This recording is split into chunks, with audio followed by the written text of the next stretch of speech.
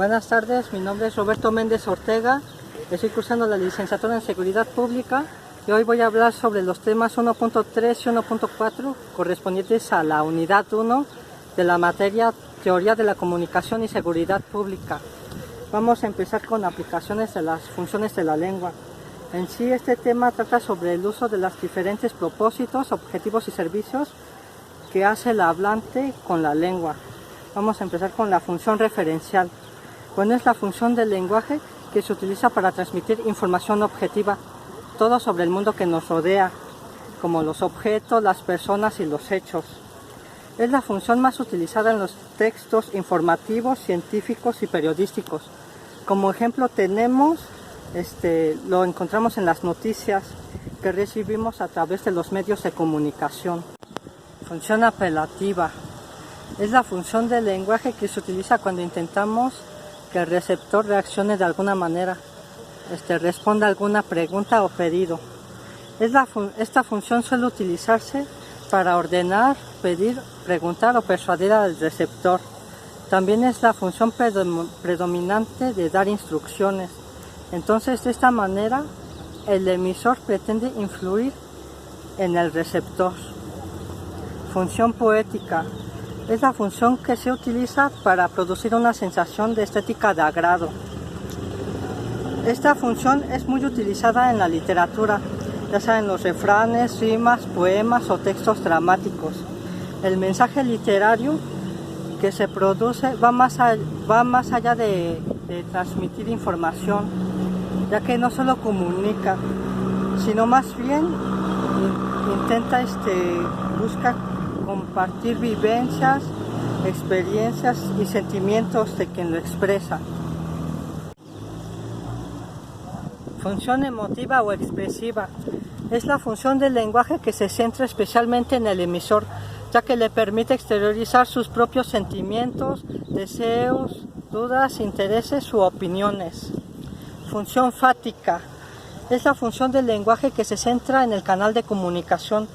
Se utiliza para iniciar, finalizar, prolongar o interrumpir una conversación.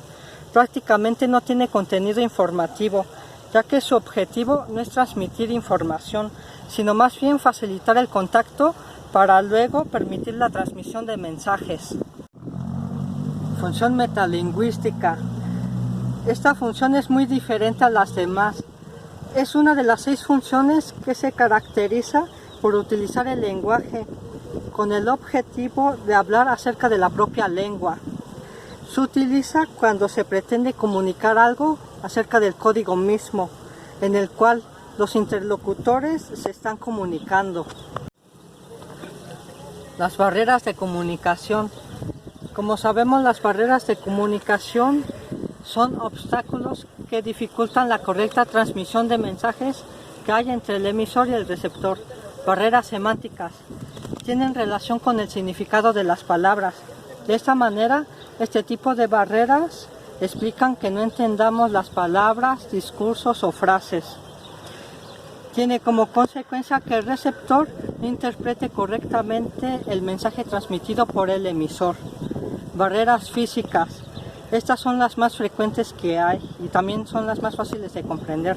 Son aquellas que interpretan las dificultades que pueda haber en el entorno en donde vivimos, como aquellas fallas que hay en los teléfonos, la distancia y el ruido, que son las más comunes que hay.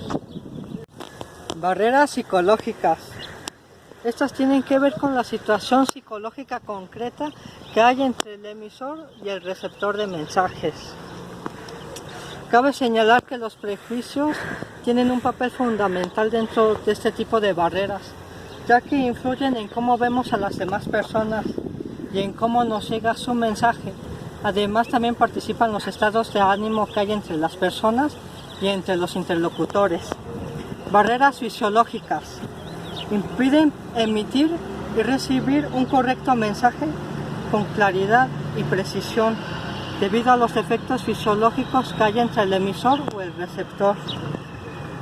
Tales defectos pueden afectar cualquiera de los sentidos, ya sea de forma total o parcial.